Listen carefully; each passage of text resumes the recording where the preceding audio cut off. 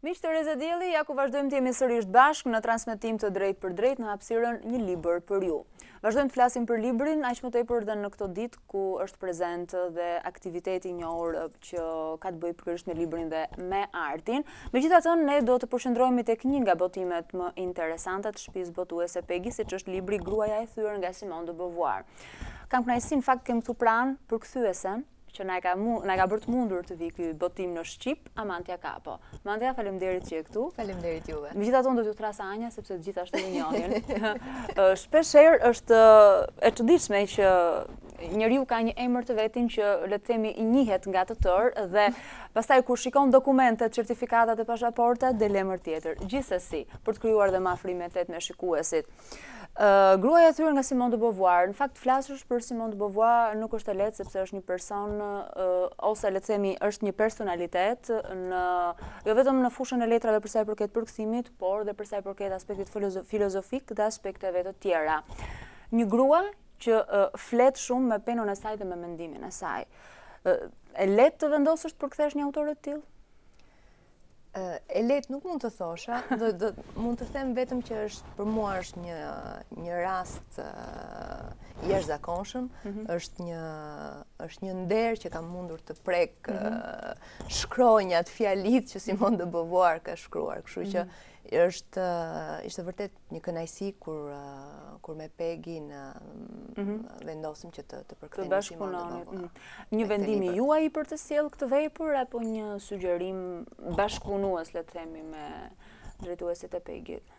Jo, këtë libër në fakt e ka zgjedhur vetë Peggy sepse ishte në një frym përkthimesh të shkrimtareve gra. Pra ishte promovimi pikërisht i frymës së feminizmit dhe si këto gra janë shprehur për jetën e tyre ose për në rrethana të ndryshme. Është ky koleksion i Lotus që vazhdon të sjellë në dritën e botimit autore gra dhe pikërisht ajo që na bën të ndihemi mirë.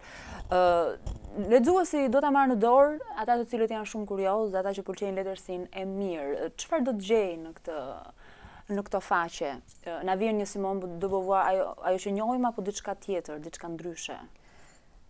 Për mendimin tim, te ky libër mund të gjejnë një Simone de Beauvoir që ka arritur moshën e pjekurisë, që ka jetuar gjëra shumë të bukura, ka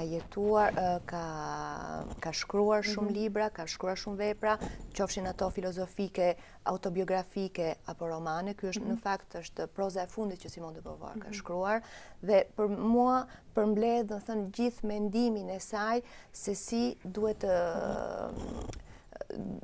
të përcillte idet mbi gratë dhe idet mbi feminizmin, sepse si gratë duhet të reagojnë ndaj jetës, duke qenë mbi të gjitha mendimi i saj që e ka shoqëruar gjatë gjithë jetës, ka qenë, domethënë, që gruaja nuk duhet ta ndjej veten si objekt, gruaja duhet të ndihet si subjekt. Dhe aty arrim edhe te mendimi filozofik i ekzistencializmit, domethënë atë mendim që filozofët ekzistencialistë flisnin në përgjithësi për meshkujt, ajo e ka thënë unë jam grua, pse dhe ne nuk mund të mendojmë në mënyrë të tillë, do të thënë nuk duhet që të mbartim atë peshë që na ka lënë kultura jonë. Ose një traditë që në fakt vete bëjmë, vete shbëjmë, ashtu është pikërisht realitetin, sepse shpeshherë gjërat nuk janë tabu, janë disa rregulla të pashkruara që shoqëria i vendos në detyrime sipër nga rrethana caktuara, por fatkeqësisht ato kthehen në traditë dhe vetë ne i respektojmë pastaj. Futemi vetë në ato korniza. Në çfarë lloj forme i përcjell, zgjedhjet i përcjell mesazhet jetësore dhe njerëzore dhe të grave Simone de Beauvoir? Në këtë libër është interesante sepse ajo ka pasur një shkrim eksperimental, sepse janë 3 novela dhe 3 novela janë 3 stile të ndryshëm. I pari është në formë tregimi, i dyti është në formë monologu, një lloj, si të them, vjelljeje mendore, sepse ky person që është kaq i ndrydhur, kaq i trishtuar, vetëm flet, do thënë, është monologu dhe është një stil që kjo nuk e ka përdorur më përpara, por që shumë i njohur sepse Joyce është një nga karakteristikat e stilit të Joyce-it. Ndërsa e treta është në formë ditari. Pra, në një libër kemi tre libra të ndryshëm, mund të themi, tre stile të ndryshëm, ku nëpërmjet të cilëve ajo mundohet të japi, të përcjellë idetë e saj, duke qenë pikërisht këtë që gratë, atë që thamë më përpara, gratë veçgënjen, gratë në një farë mënyre vendosin e mohojnë vetë lirin duke ndërtuar çdo gjë krah një burri, duke menduar sepse kjo është jeta. Sikur dhe vetë paragjykohen dhe nisin me këto paramendime jetën e tyre dhe kështu e vazhdojnë. Ashtu është pikërisht. Dhe de Beauvoir këtë do të japi. Dhe prandaj ka pasur gjithmonë shumë kritika, si kritika letrare, por gjithashtu edhe nga feministët, sepse thoshin nuk është e mundur që ti që flet për gratë të mund ti nxjerrësh në këtë mënyrë kaq të errët, kaq të zezë, ti duhet t'i japësh, do të thonë duhet të krijosh ideale, ajo bën të kundërt, ajo krijon kundër heroina.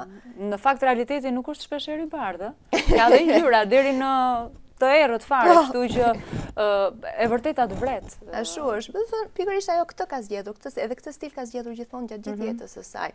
Nuk i është kundërvend, por nëpërmjet shembujve ka dashur gjithmonë në mënyrë shumë të butë, ka dashur gjithmonë që të tregoj gruaja. Edhe pse, do thënë, ka një ndryshim midis burrit dhe gruas ne jemi të gjithë njësoj. Do thënë, duhet ta mendojmë veten, duhet ta ndërtojmë veten, lirinë tonë duhet ta ndërtojmë në bazë të aspiratave tona. Nuk jo sepse kemi lindur grua, sepse kemi i përkasim kësaj klase. Nuk ka ndasi. Më pas fillojnë krijohen ato ndasitë që nga gjinore kalojnë dhe në racore më pas. Kështu që ka pasur reagime për këtë libër? Ky libër si është pritur, si është pranuar? Ky libër ka dalë në vitet 68. Do thënë në fillimet e feminizmit atëherë. Ato lëvizjet që kanë qenë vërtet shumë të bujshme. Pikërisht. Dhe atë, siç thash dhe më parë, do thënë ky libër u prit mirë nga kritika nga njëra anë, por nga ana tjetër nga feministet thoshin nuk ka mundësi, do thënë që të flasësh në këtë mënyrë. Por duke qenë se është dhe nga librat e fundit, ajo tashmë kishte famën e saj, do thënë ishte e njohur, kështu që kishte penetruar tek njerëzit dhe tek lexuesit. Dhe asnjëherë nuk ka qenë, do thënë, unanim, asnjëherë nuk ka krijuar një unanimitet që të thonë kjo është vepra dhe që e mirëpritur nga të gjithë. Gjithmonë ka krijuar ka ngjallur diskutime, edhe debate, kjo është, do thënë, se ky është dhe roli i filozofit, ky është dhe roli i shkrimtarit, që të hedhi gurin në ujë dhe pastaj të krijojë të grumbullohen peshq të ndryshëm që të mundohen ta kapin pren, le të themi, sepse shpeshherë libri shndërrohet në një pre dhe vetë autorët e librave apo jo. Qofshin femër apo meshkuj. Ashtu është shumë e vërtet. Pastaj varet nga autori se si reagon. Unë për shembull De Beauvoir më pëlqen shumë sepse e ka krijuar, do thënë, çdo gjë, ka qenë njëri shumë punëtor, dhe çdo gjë e ka krijuar, do thënë, e ka menduar mirë, e ka peshuar mirë. Dhe atë që ka arritur fal punës së saj. Shumë veta, do thënë, gjithmonë e kanë trajtuar si, ka qenë shoqja e Sartrit, e dashura e Sartrit, bashkëshortja e Sartrit, prandaj edhe Simone de Beauvoir ka dalë në dritë. Po ajo ka qenë e zonja që të tregoj vetë se kush ishte. Në fakt ndonjëherë kur je për krah dikujt kthehet dhe në të kundër, dhe në pengesë. Kështu që nuk mund të jemi të përcaktuar definitivisht në lidhje me këtë nocion. Ju keni shumë vite që përktheheni, rreth 25 vite, e dashuruar me frëngjishten. Zgjodhët, si zgjodhët, apo ju zgjodhi përkthimi? Si ndodhi kjo gjë? Po, unë thënë, ëndër e kam pasur gjithmonë letërsinë. Kështu që ishte një mënyrë, duke qenë se nuk kam kurajon për të shkruar vetë, ishte një mënyrë për të gjetur një lloj shkrimi, një lloj një formë për të shprehur ndaj letërsisë. Kështu që për mua më duk shumë e natyrshme, ka qenë gjithmonë një ëndër për mua. Duhet të bëja diçka me letërsinë. Dhe një ditë të bukur. Ishte një vendim rasti, po. Jo, ishte një vendim që duke qenë në ëndër gjithmonë, pastaj vjen një moment, kur vjen momenti i dur, kjo ëndër të duket, do thonë, si diçka mos e natyrshme. Po, gjërat rodhon në një mënyrë normale, po. Në fakt, duke qenë se ne jemi femra, e lexojmë vetë dhe shpeshherë njësohemi me personazhet të cilët përcjellin. Ka ndo pak nga ju këtu, nga ajo që keni lexuar, nga ato rreshta që Beauvoir ka përcjell? Po mendoj se në jetën e çdo gruaje, do thënë, gjenden momente të tilla, sepse temat që trajton ajo janë tema shumë aktuale, janë temat të thënë që çdo njeri ka përjetuar. Për shembull, në novelën e parë, ajo flet për një grua që ka arritur diçka në jetën e saj, që ka bërë karrierë, një profesoresh, që ka një djalë, është e martuar, ka dhe një djalë, dhe ka ndërtuar jetën e djalit të saj sipas idealit të saj, siç mendon se mund të ishte ideali. Dhe vjen një moment që bota i shëmbet sepse i biri vendos që të dëgjojë të shoqen. Pra edhe ajo e përjeton si një e përjeton si një tradhti, si një tragjedi, do të thënë, dhe në fund, duke qenë se është njeri i zgjuar shumë, në fund e kupton që, do të thënë, i biri, sado që ajo mund ta ketë menduar si pjesë të sajën, i biri ka jetën e tij, kështu që nuk mund të vendosë ajo për çdo gjë. Ndërsa te novela e dytë flitet për një grua të vetmuar, e cila ka pasur një tragjedi në jetën e saj, i ka vdekur e bia, i shoqja e ka lënë duke i marrë edhe të birin.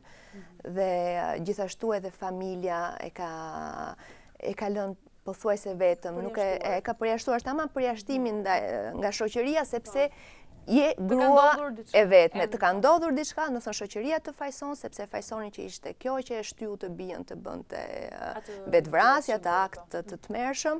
I shoqe la, pra nuk je e denj për të ndënjur, për të qëndruar pranë një burri, do thënë janë shumë është një varg hallkash që gjithmonë fajtore është femra. Po, pikërisht faji vjen nga femra. Ndërsa e treta është një grua që ka ndërtuar jetën e saj për familjen, ka jetuar për familjen, për të shoqin që e adhuronte. Është dhe një ditë të bukur, kupton që shoqja e tradhton, nuk e do më. Prandaj, do thënë, situata të ndryshme që secili prej nesh mund t'i hasi në jetë, mund të gjejë, do thënë, e gjejmë veten, edhe në një fjali, do thënë, në një mendim, do thënë, duke qenë se flet për gratë dhe është mbi gratë, do thënë, edhe në një gjë të vogël mund ta gjejmë vetveten. Besoj që ky libër do t'i vlerë shumë lexuesit shqiptar apo jo? Mendoj se po, është një libër që duhet lexuar, është një libër shumë interesant, por me të gjitha duhet menduar, do të thënë duhet lexuar edhe duke pasur parasysh idetë e Simone de Beauvoirit. Do thënë, pra duhet ta njohësh më thellë si figurë. Duhet ta njohësh më thellë si figurë ose mund të japi dëshirë për ta njohur më thellë, për ta kuptuar, do thënë, mbasi është lexuar libri, të bëhet një lloj kërkimi për të parë se kush është kjo grua, pse është kjo grua, çfarë ka arritur kjo grua në jetën e saj, dhe atëherë e kupton librin me gjithë ato subtilitetet që përmban. Ju ka marrë shumë kohë këtë përkthim? Po. Koha ndonjëherë është e pa masë, e pa llogaritshme. Sepse unë kur përkthej jam si në një tunel, kështu që për mua koha nuk ekziston. E filloj ditën, e mbaroj ditën, jam libër, përjetoj librin ashtu, kështu që nuk mund ta mas dot me orë përkthimin ose me ditë. Do kohë, do përkushtim, nuk është diçka që mund të bëhet aq thjesht. Edhe që mund mos ta bëj kushdo, sepse jo mund të dish një gjuhë tuaj, po jo kushdo mund të jetë përkthyes, apo jo? Edhe ajo është. Në Francë nga kjo anë ka shumë bëhen shumë përpjekje pikërisht për të njohur rolin e përkthyesit. Përkthyesin përkthyes, po edhe përkthyesin letrar, që të njihet si figurë, sepse si në të gjitha vendet më përpara ka qenë përkthyesit ishin shkrimtar ata që përkthenin, sepse mendoj që shkrimtari mund duke qenë i fushës mundet edhe ta sillte sa më mirë librin për lexuesin. Ndërkohë që më pas ky nocion nisi të ndryshojë. Ka filluar të ndryshojë, shpresoj se do vazhdoj të ndryshojë dhe që përkthyesi mund të njihet si profesion i vërtet. Kjo është mbi të gjitha që ka ndonjë sekret përkthimi nga përvoja juaj kaq vjeçare në përkthim? Çfarë do të mund veçonit si të bukur, të vështirë dhe si të veçantë të këtij profesioni? Po, mua më përshtatet shumë mirë si profesion, sepse është një profesion që kërkon shumë rregull. Kështu që është diçka, rregulli për mua është diçka shumë e rëndësishme në jetë. Kështu që kërkon rregull, kërkon punë shumë, kërkon vëmendje. Prandaj janë, do thënë, pas e varet edhe nga karakteri, nuk e di, njerëz të tjerë mund ta shohin edhe në pika të tjera ku mund. Varet nga këndvështrimi i gjithsecilit. Ajo është pikërisht ajo. Kështu që për mua, do thënë, po ditë për ditë e zbuloj që është profesioni ideal për mua, nuk mund të tashmë nuk mund ta ndryshojmë. Kam ndryshuar shumë herë, po tashmë nuk mund ta ndryshoj. Ka marrë rrugë çdo gjë. Po, pikërisht. Preferoni të përktheni më tepër autor meshkuj apo femra? Apo se keni parë ndonjëherë këtë lloj diferencimi? Të them të drejtën, nuk e kam parë me këtë sy, fatkeqësisht mund të them kam përkthyer vetëm autor meshkuj, kam pasur një fat shumë të madh që kam përkthyer autor të mëdhenj, kështu që kënaqësia e përkthimit ka qenë gjithmonë pa gjeni, nuk ka rëndësi se ku kemi përpara. Nuk ka rëndësi. Kur shkrimtari është i mirë, mund të jetë i mirë sido që tjetë. Mirë, na iku koha shumë shpejt. Ishte kënaqësi që biseduam bashkë. Shpresoj të kemi kënaqur dhe shikuesit. Unë uroj punë të mbarë dhe shpresoj të kemi të tjera biseda bashkë. Shumë faleminderit. Faleminderit ju, miq Trezedielli, dhe unë ju përshëndes dhe ju falenderoj që na ndoqët në këtë hapësirë tonë ku folëm për librin.